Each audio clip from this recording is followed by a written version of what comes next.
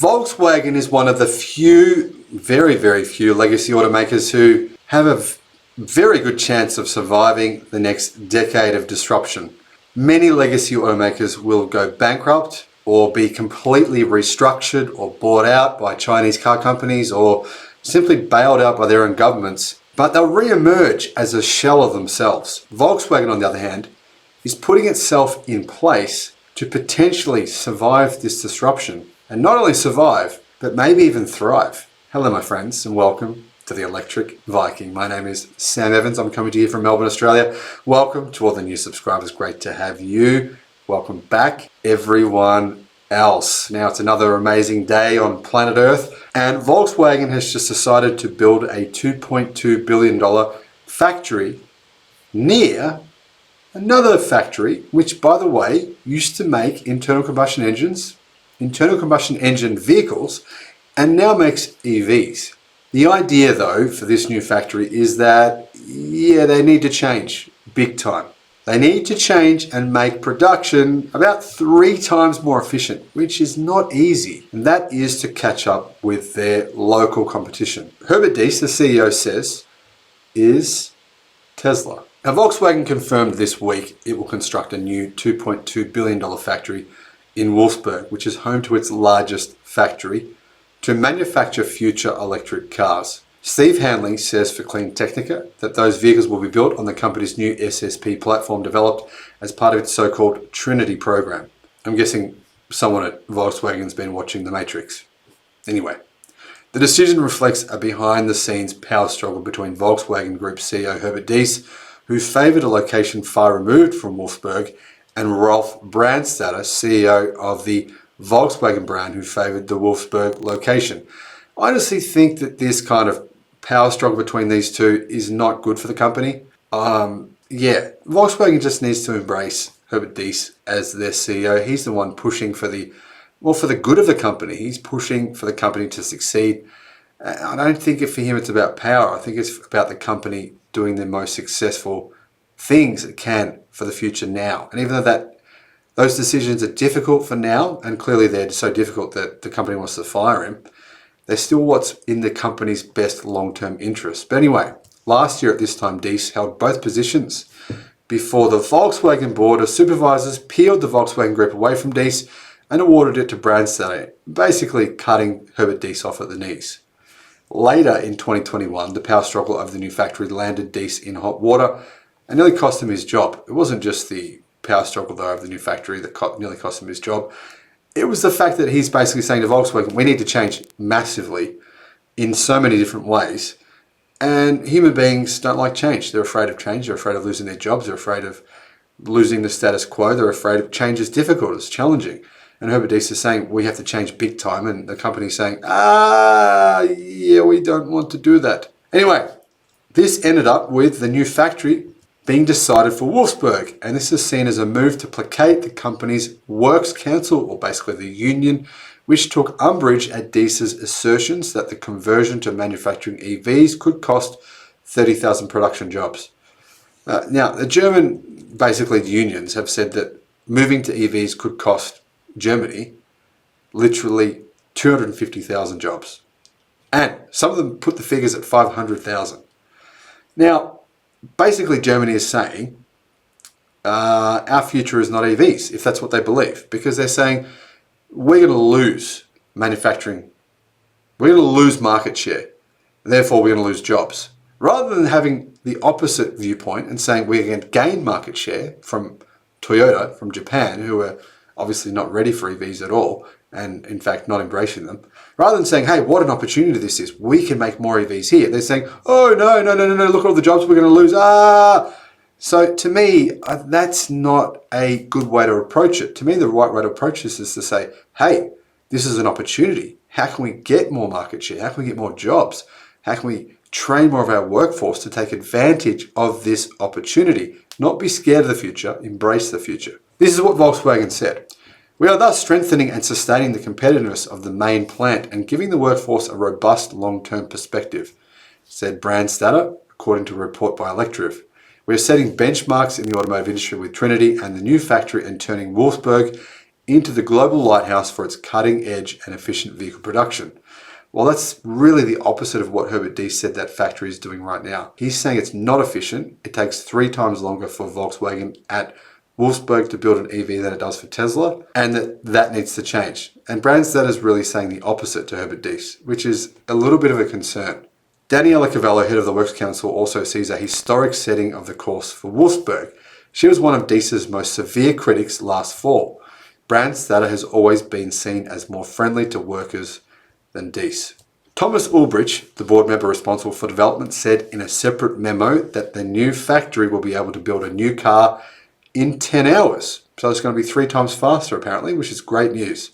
Equivalent to what is expected at Tesla's new factory in Grünheide, and about 1/3 the amount of time it takes to build an electric car at Volkswagen's factory in Zwickau.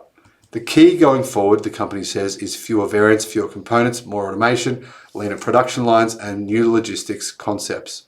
Construction of the new factory, which is expected to have a capacity of 250,000 cars a year, is scheduled to begin in the spring of 2023, with the first cars coming off the assembly line in 2026. Those cars will be balance sheet CO2 neutral, the company says. Now, to give you perspective on these numbers, Volkswagen produced 9 million cars last year, nearly 10 million the year before. So 250,000 doesn't represent a big percentage of that number. According to Handelsblatt, Volkswagen intends to integrate SSP production into the main existing plant in Wolfsburg by 2030 using the production techniques pioneered by the new Trinity factory. The conversion of the existing lines that currently build the Golf and Tiguan is likely to start in 2027. Branstad indicates that 2 of the 4 lines, each of which can also produce around 250,000 cars per year, would be converted first. That would make the total EV capacity in Wolfsburg 750,000 vehicles per year. Now, Steve Hanley says that a realignment of Volkswagen's technical development process is part and parcel of the overall plan to make Wolfsburg an EV manufacturing hub in Germany. The company says from now on its primary focus will be software first, rather than hardware first. Interesting that they're doing that. This may be a result of the massive difficulties the company has experienced getting its ID branded cars into production and into the hands of customers. According to Thomas Ulbricht, software is the core driver of our transformation here at Volkswagen. The world used to be simple. A Beetle was just hardware. Our ID models are more software than hardware. He says the Trinity vehicles to be built in Wolfsburg will contain 2 to 2.5 times more computer code than the current ID3. 2 to 2.5 times more code than the current ID3. So for those of you commenting on some of my videos and on articles online saying that electric vehicles are not all that different to ICE vehicles, yeah, just read that because it's not sinking in for you. Read that. New EVs and future EVs have way more code than old internal combustion engine vehicles. So yes, software is huge. It's a huge part of the car. The starting point in vehicle development is the new functions catering to customers' needs, Ulbricht says. The new development process will therefore be focused on functions and systems rather than on components. We have to clarify the requirements in the interdependencies early on. According to Ulbricht, the individual office of the specialist who has been quietly optimizing his component has had its day and is to be replaced by communicative open space areas. So basically they're transforming the way that they work. At the new Sandcamp Development Center, there will be an integration zone where employees from other business units such as purchasing, production and quality assurance will work alongside the developers. This will result in short and efficient coordination paths, Ulbricht believes. Now, basically they're trying to use kind of this new modern IT business way of working, which is very different to traditional legacy auto companies. Technical development currently employs 11,500 people. Switching them over to a new development process will be a massive task. The biggest challenge is merging the complex work areas and changing the mindset of the staff to fast cycle software development, Ulrich says. As a result, a new vehicle project should be completed in 40 months instead of 54. As development and production are better networked, production time per vehicle is also expected to drop toward the magical 10-hour timeline That is the goal for the new factory in Wolfsburg. The hardware will also contribute to shorter development times. The new SSP electric vehicle platform will debut in the Trinity in 2026, in 4 years from now. According to Ulbrich, this platform, which will merge the MEB and the larger PPE, will also bring further standardization of the hardware. If the variance of the installed electric drive systems, infotainment or sensors for the driving assistance systems decreases, production will be easier and cheaper. And they're basically saying what I've been telling you now for months and months and months. Having different models costs more money and takes longer to produce.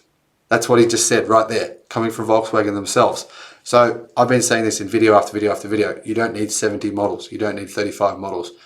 10 is enough. 15 is enough.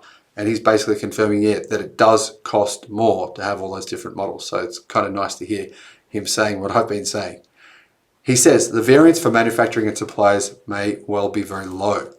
I can still offer very different functions in the vehicle with the same hardware because the software uses the hardware differently depending on the model.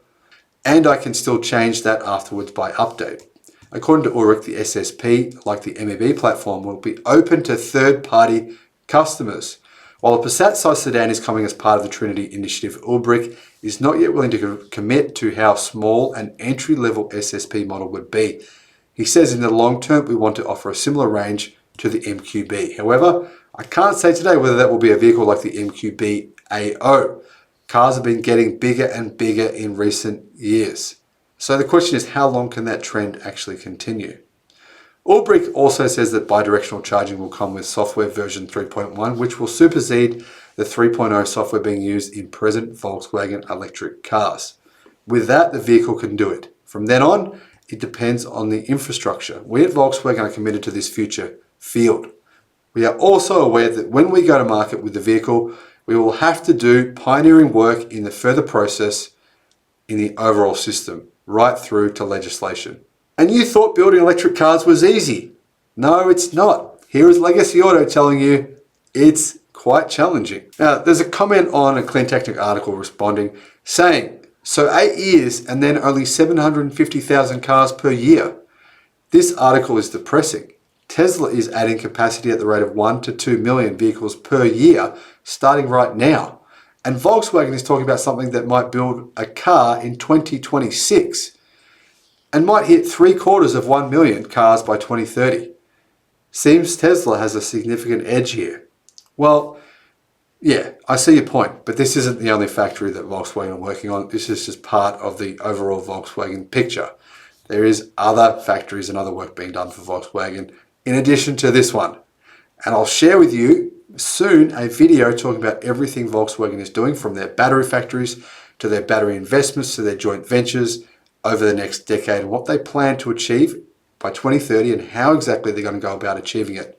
Now, my prediction is that Volkswagen will produce around 7 million EVs in 2030. Now, I know they're not on track to do that now, far from it, but that's what I think they'll do for various reasons, and I'll tell you about those reasons in that video. Thanks for watching. Let me know in the comment section below what you think about that Tesla versus Volkswagen thing. Do you think that Tesla will surpass Volkswagen in sales by 2030? You all know what I think about that. Let me know what you think. Have a great day, and I'll see you again on the next video. Bye-bye.